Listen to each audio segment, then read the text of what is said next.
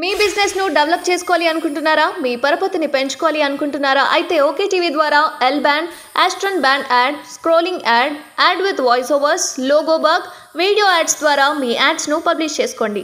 సంప్రదించవలసిన phone number 8520917933. So ఆంధ్రజ్యోతిలో మనం చూద్దాము. ఆంధ్రజ్యోతిలో ప్రధానంగా ఏం రాసింది అనేది.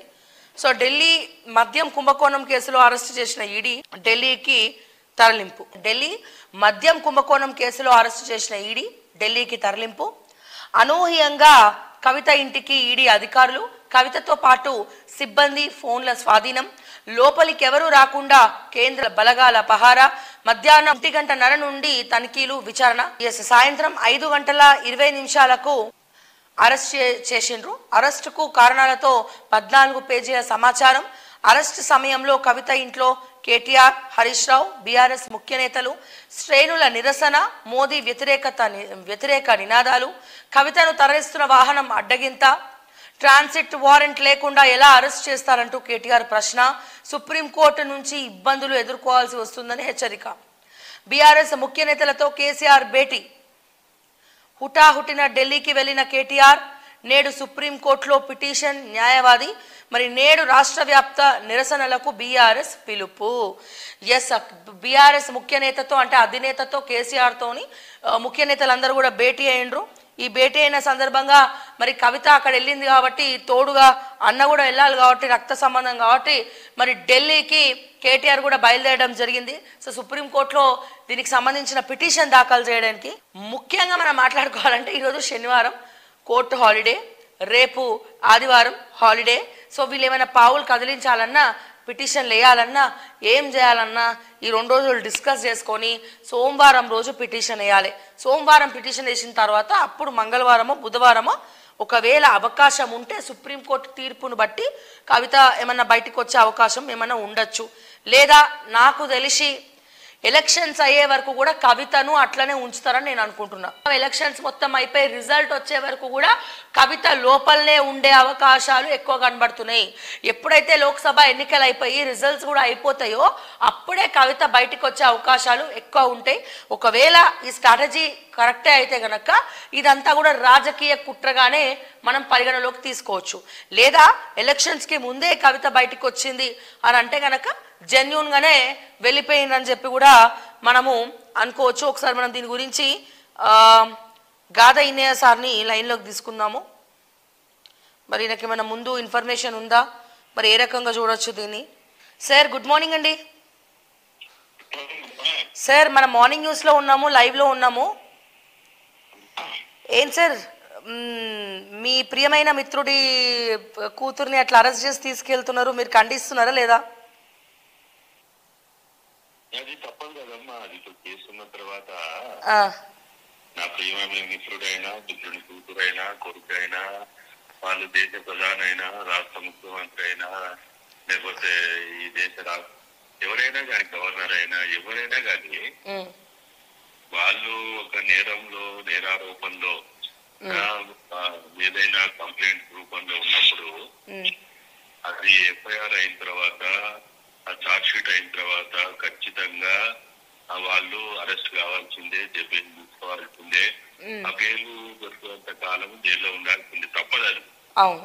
అయితే దీన్ని మీరు ఏ రకంగా చూస్తారు? రాజకీయ కుట్ర చూస్తారా? ఎందుకంటే లోక్సభ ఈరోజు ఎలక్షన్ కమిషన్ ఈరోజు ప్రెస్ మీట్ పెట్టి మరి 3ంటికి నోటిఫికేషన్ రిలీజ్ అని చెప్పింది. నిన్న నరేంద్ర మోడీ గారు ఇవాళ మొత్తం కూడా పర్యటన ఉంది, మల్కాజ్గిరి రోడ్ షో నిన్న అయింది. ఇదే టైంలో మధ్యాహ్నం సడన్గా ఈడీ దాడులు జరగడము, ముందే ఫ్లైట్ టికెట్లు 8:45 బుక్ చేసుకొనే వీళ్ళు ఇక్కడికి పగడ్బందీగా రావడము. సో ఇవన్నీ చూస్తే ఏ రకంగా చూడొచ్చు సార్? కేవలం ఈ లోక్సభ ఎన్నికల దృష్టిలో పెట్టుకొని బీఆర్ఎస్ గ్రాఫ్ పెరిగే అవకాశం ఉందని కొంతమంది, లేదు కేసీఆరే కవితను అరెస్ట్ చేయించిండు ఎందుకంటే తెలంగాణలో బీఆర్ఎస్ గ్రాఫ్ పెరగాలని చెప్పి కవితను అడ్డం పెట్టుకొని ఈ ఒక సానుభూతి అనేది మొదలవబోతోంది.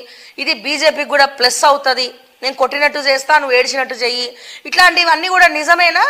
మీ అభిప్రాయం ఏంటి?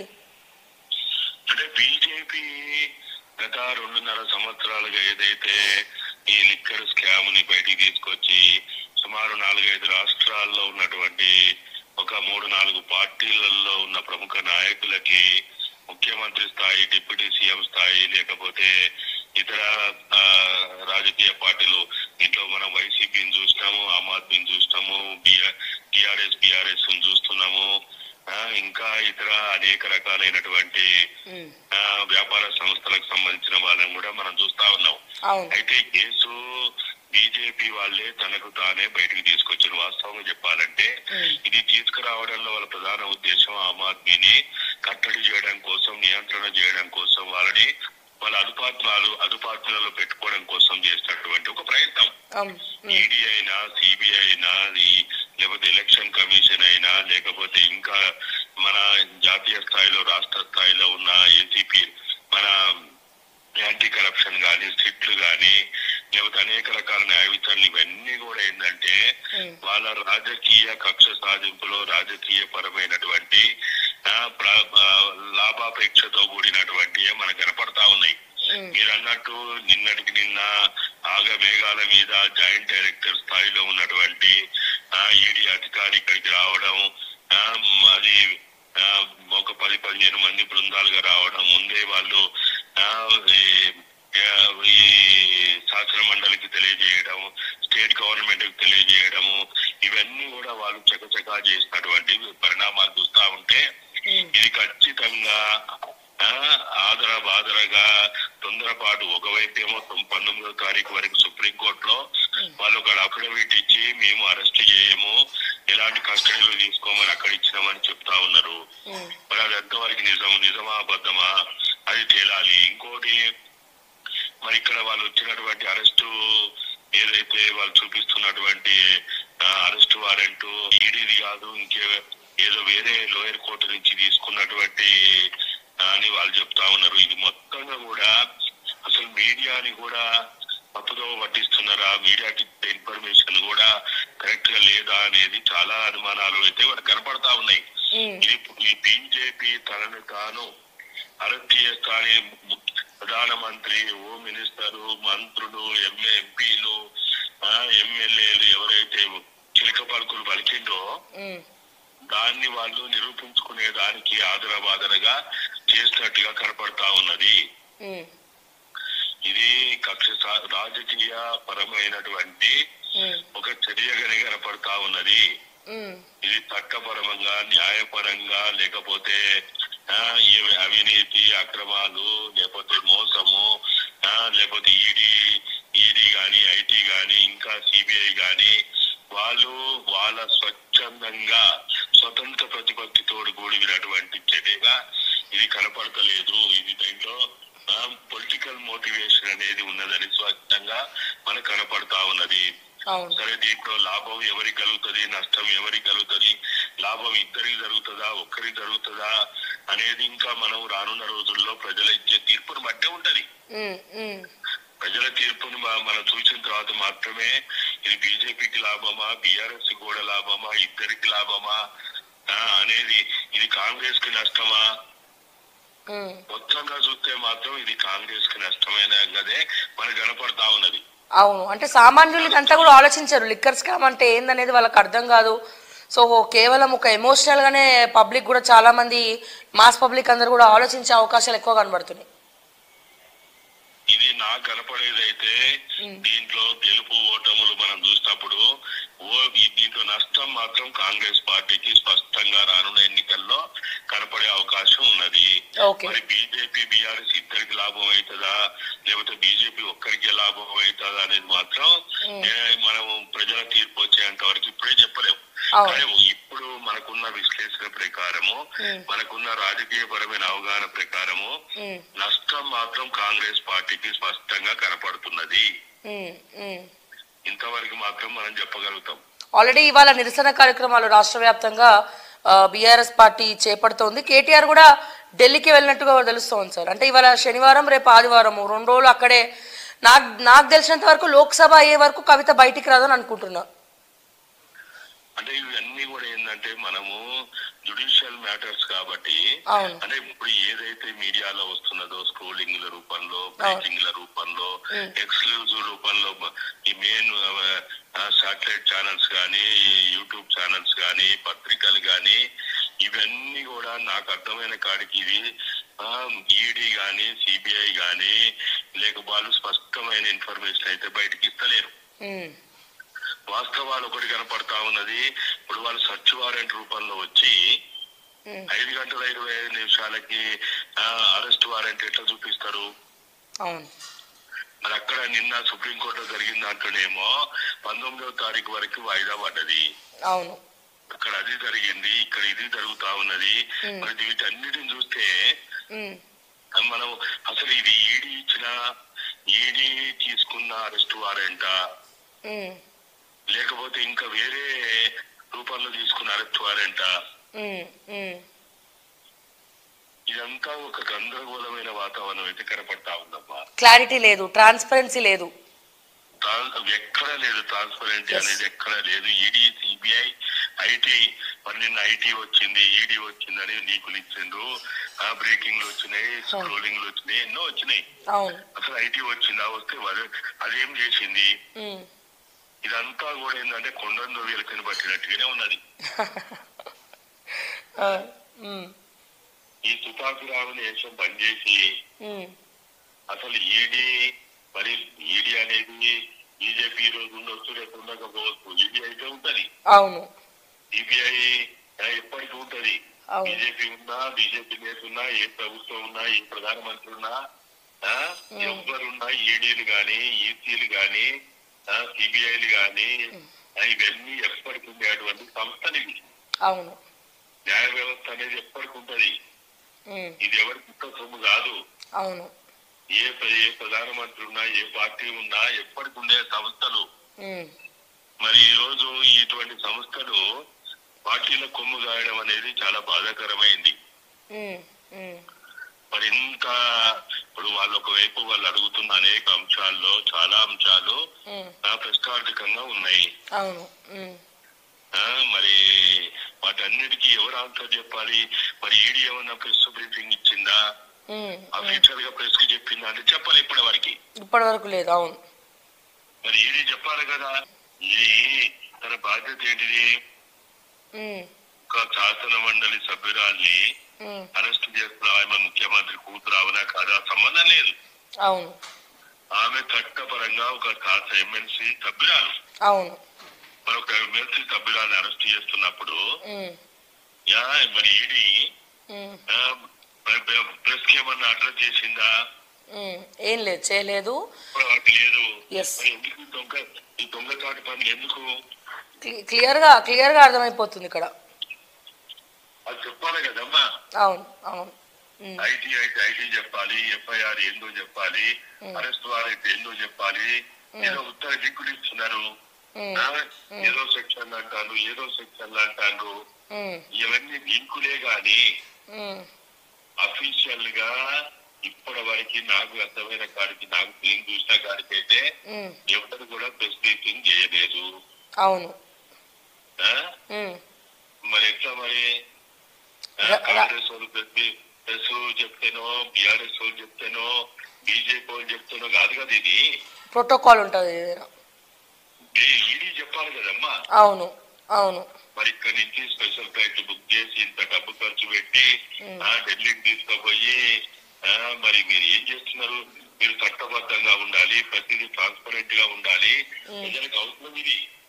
సరే, ఇంకో వార్తలు కూడా వస్తున్నాయి. అసలు ఈ లిక్కర్ స్కామ్ వెనకాల ఉన్నది సంతోష్ రావు, కవిత నిరికిచ్చింది కూడా ఆయనే అన్న వార్తలు వస్తున్నాయి. మీకు ఏమైనా ఐడియా ఉందా నిజమేనా దీని గురించి?